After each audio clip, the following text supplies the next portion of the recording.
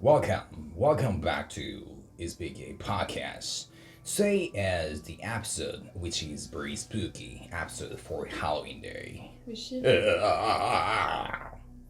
introduce ourselves. Okay, hi, I'm Ungu. I'm Bex. Yeah. So we're in costume because obviously Halloween episode. So we each have 3 stories. If you like this kind of thing, then you can just settle back, get like a hot drink or something, turn off the lights, put in headphones. Mm. You're not gonna put any like jump scares in the video, right? No. Are yours really scary? It's just something what I experienced in my life. So Ungyu's stories are like real life, paranormal, supernatural activity. I don't have any stories like that. There's two stories are like something that I experienced in my life back then, and one of them is just my friend's story. So real life paranormal supernatural things. Yeah, Mine are based just on ones. The real story. Mine are just ones that I found because I don't have anything like that. Oh shit! So you wanna talk first? I can go first. Yeah, you can go first. Okay, I'm kind of curious to hear your stories though, since they're real life ones. Yeah. But mine are just creepy ones that I found on the internet or on Facebook. So this is the first one. This is about a boy and his brother Charlie. Okay, then I'll start. You ready? You ready to be spooked? Yeah. Okay, I like this one actually, that's why I chose it. I hate it when my brother Charlie has to go away. My parents constantly try to explain to me how sick he is, that I am lucky for having a brain where all the chemicals flow properly to their destinations like undammed rivers. When I complain about how bored I am without a little brother to play with, they try to make me feel bad by pointing out that his boredom likely far surpasses mine, considering he's confined to a dark room in an institution. I always beg for them to give him one last chance. Of course, they did at first. Charlie has been back home several times, each shorter in duration than the last. Every time without fail, it all starts again. The neighborhood cats with gouged out eyes showing up in his toy chest. My dad's razors found dropped on the baby slide in the park across the street. Mum's vitamins replaced by bits of dishwasher tablets. My parents are hesitant now, using last chances sparingly. They say his disorder makes him charming, makes it easy for him to fake normalcy, and to trick the doctors who care for him into thinking he is ready for rehabilitation. That I will just have to put up with my boredom if it means staying safe from him. I hate it when Charlie has to go away. It makes me have to pretend to be good until he is back. Did you get it? Not really. Basically, Charlie is the little brother of this kid who's doing messed up stuff and pretending that it's Charlie. So then Charlie gets sent away, and then he has to pretend to be good until Charlie comes back and he can start doing his messed up stuff again. I just thought this is super duper uncomfortable. It's really hard to open my eyes properly. This. Yeah. Anyway, you just read the stories on the internet. Yeah, I read one story. Okay. Wait, maybe...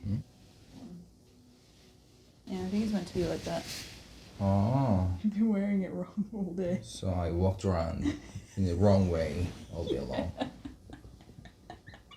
So much comfier. Really? Yeah, cause this part and this part, yes, make me really uncomfy. Yeah. Literally, it's just really hard to open my eyes. Cutting under your chin. Yeah, and there's a mark on my chin, maybe. No. No? Just feel like it. My story, titled Sister Ghost. Spooky? I guess. I used to play soccer a lot when I was in high school. Back in the days. Once upon a time in Hollywood. And after one night after I finished the soccer game with a bunch of friends, and I got back home and I saw my sister cooking in the kitchen area. Spooky. No, not really. Okay. I saw her like her back and definitely, and she was like chopping something like a veggie or fruit or something like that on the chopping board. Spooky? No. Not yet. Okay, and I just didn't say hi because family doesn't do that. And I was extremely tired. I had first sleep and woke up and she's not there. So I asked to my parents about my sister and they were like, she's in church summer camp since 2 days ago. So she wasn't there in the first place. Okay. When I was a child, my family moved to a big old 2-floor house with big empty rooms and creaking floorboards. Both my parents worked, so I was often alone when I came home from school. One early evening when I came home, the house was still dark. I called out, "Mum?" and heard her sing-song voice say, "Yes?" from upstairs. I called her again as I climbed the stairs to see which room she was in, and again got the same "Yes?" reply. We were decorating at the time, and I didn't know my way around the maze of rooms, but she was in one of the far ones, right down the hall. I felt uneasy, but I figured that was only natural, so I rushed forward to see my mum, knowing that her presence would calm my fears, as a mother's presence always does. Just as I reached for the handle of the door to let myself into the room, I heard the front door downstairs open, and my mother call, "Sweetie, are you home?" in a cheery voice. I jumped back, startled, and ran down the stairs to her, but as I glanced back from the top of the stairs, the door to the room slowly opened a crack. For a brief moment, I thought I saw something strange in there, and it was staring at me. I thought. This person is British, I can tell, or maybe Australian, I don't know. I'm assuming British, because they wrote M-U-M as mum instead of M-O-M. Mom. And British mums will never answer if you yell from the other side of the house, like, "Mum!" My mum would just Why? stay silent, because she thinks it's rude. British mums, they're like, "No, you can come and find me and Be talk like a to me jock. like a normal person. Not yell at me like I'm a servant." I used to really get angry about that. It was always funny. Have you ever experienced a sleep paralysis? I used to had a sleep paralysis back then, when I was in high school, maybe, as well. One night, while I was sleeping, I realized the fact that I just woke up in the middle of the night. And I found a ghost, and ghost was looking through a crack in the door. He's peeping. Peeping Tom? No. Spooky? Not yeah, yet? yeah, actually. So I was like, I gotta do something about it, or I'll be in huge trouble, obviously. So, where are we? So for some reason, I decided to hold my breath as a test. You get it? No. As a test, cause I try to figure that's real or not. That exists or not. So I try to hold my breath like, and literally that ghost is breathing right behind on my back. So yeah, of course, I was freaked out, and all of a sudden, I heard a sound of. It's just kind of random, but all of a sudden, I heard a sound of horses' hooves on the wall and on the roof, on the ceiling. That's really weird. Yeah, it's really random, but it's not like I made it up. This is what I experienced for real. So that's weird and was very spooky, and Eventually, that ghost looks like all black. Anyway, Like you right now. yeah, maybe not this part, not Nun? this white part. Yeah, all black, not this white part. Maybe it was a nun ghost. Yeah, maybe, or it's all black except this white part. And eventually, that ghost came into my room and scratched the wall beside my face. Ooh. And that wasn't like a human power. Human power would be like this, right? But it can be like, and this is a human power, but this isn't like a human power. It has nothing to do with the human power. It's literally supernatural power. Like, but I can just imagine. I can just try to follow it. You really need to impersonate it. Spooky? No. No, now, no. Okay. Anyway, so I couldn't move at all because it was just a sleep paralysis. So I'm a Christian, so I prayed a lot, like by myself. So like Hallelujah or Amen and stuff like that. So all of a sudden, it's all gone. Through the power of Jesus. You should believe in Jesus Christ. No. So everything's back to normal. So that's it. But that's what I experienced for you. How old were you? I remember. Were you a kid? No. Teenager? About like 15. When I was like 15 Maybe or it was 16. just puberty. Yeah, when I was in like a puberty. Yeah, maybe it was just puberty. And all those kind of supernatural ghost thing happened after I finished the soccer game. Which Maybe- is when I was really tired. Yeah, maybe it was just puberty. Spooky? No? I mean, it was Okay. until you started going, this This is a human power. Okay. This is a ghost power. Okay. My mimicry. It was spooky until you did that. But that's just Then you how just- I describe the situation that I experienced. Doing this, I just get flashbacks of that one video where you're like, let's go together with Dobby on the scratching thing. You're like, This one? yeah. My last one, because we have 6 stories. So you want to use your microphone? Not yet, because we haven't actually. Okay. Okay, so this one is a bit different. This is supposedly a real life account. But of your an story sounds like unexplained, fake. an unexplained. No, because Yeah. the 'Cause first it's a two, fake. the first two were fiction. Oh yeah. That's why. But this wasn't like a fiction. No, this one is one that's prefaced with, this actually happened to me a few years ago back at the University of because I deleted that part for some reason and I don't remember which university it was. Like some arts university, because they're all like vocalists, all the people in this. I assume they changed the names when they told this story. Anyway, so I'm going to get into the zone of this American girl because I just remember that it was in America. Yeah. And also she called it grilled cheese rather than a toasted sandwich. So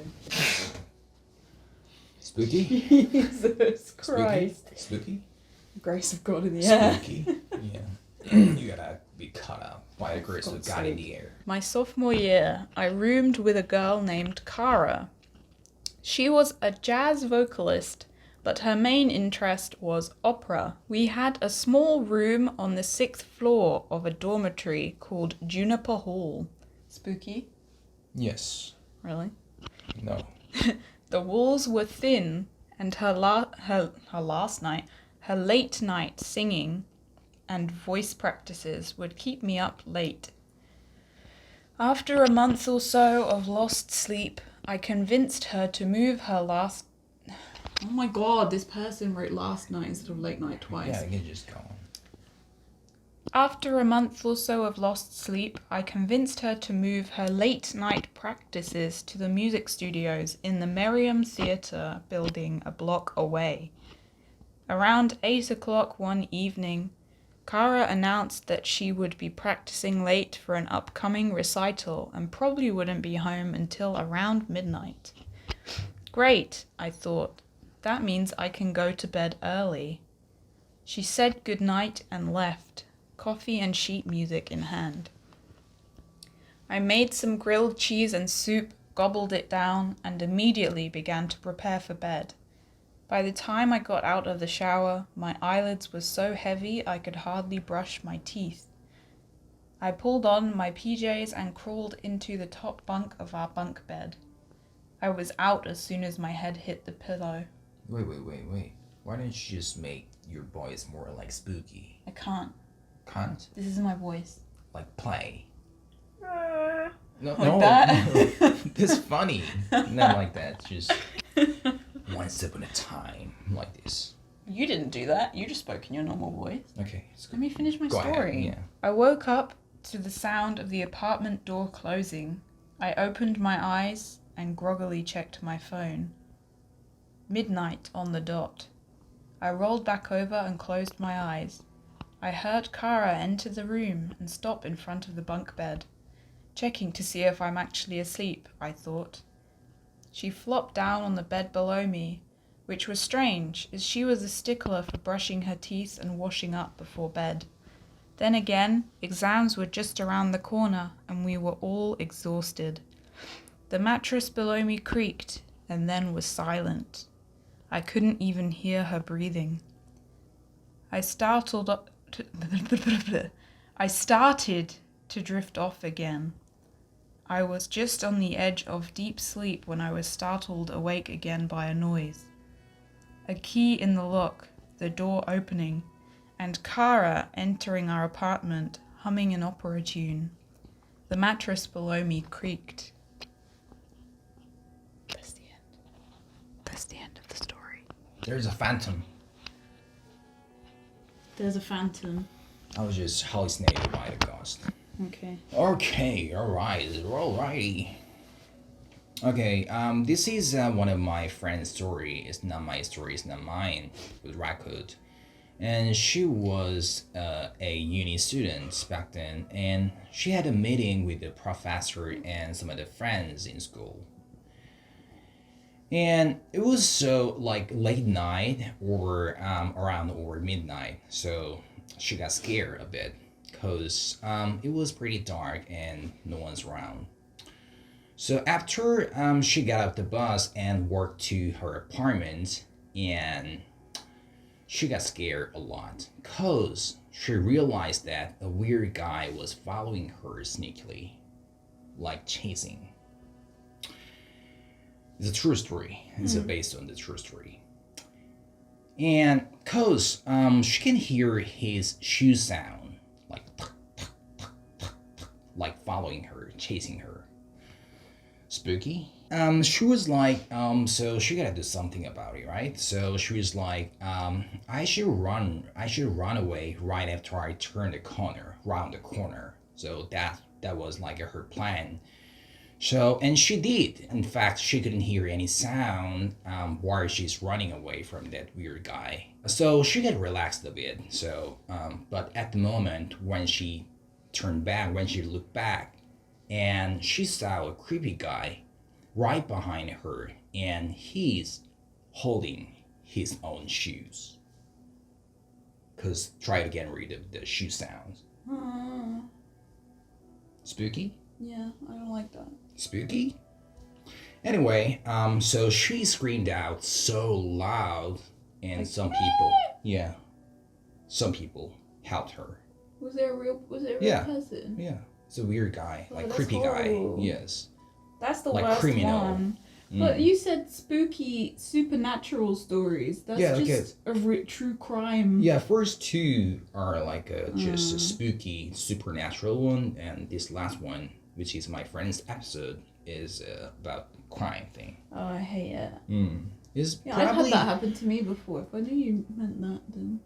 no. Well, I didn't get stalked, but I got freaked out because some guy on the train I thought was following me. And then my dad had parked in a different car park, and I had to walk for ages in the dark, and I was like crying by the time I got to him. And I got really angry at him.